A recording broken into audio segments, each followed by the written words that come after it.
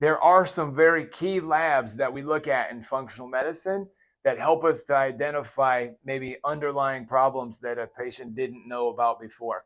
Hello, my name is Dr. Brandon Bupp, owner of Advanced Health Wellness Center, and I am a functional medicine practitioner.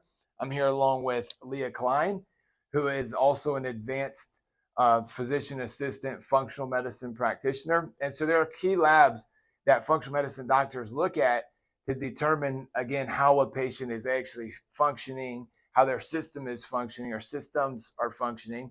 And so, Leah, what are some of those labs that maybe don't get drawn in regular blood work, but that we do look at in functional medicine?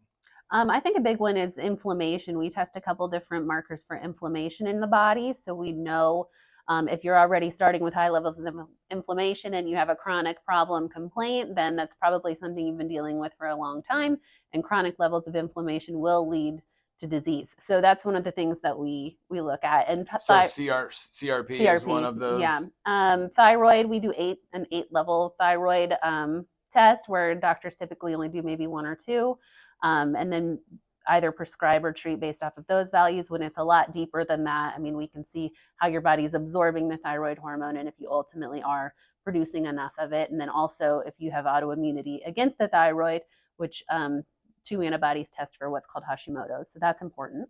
There could be nutrient deficiencies. So looking at things like magnesium, calcium. Magnesium is not a standard test that's done, but many people in our country are magnesium deficient due to stress. And so we want to be aware of that because it will affect brain health, brain function. It also affects muscle relaxation and digestion. I think another big one would be hormones and even a hormone like cortisol. Can you talk about cortisol? Yeah, cortisol is your stress hormone. So it does increase and decrease kind of throughout the day. When we're testing it, a lot of people that say, for example, that they get fatigued in the afternoon, we find that their morning cortisol is not in an optimal level.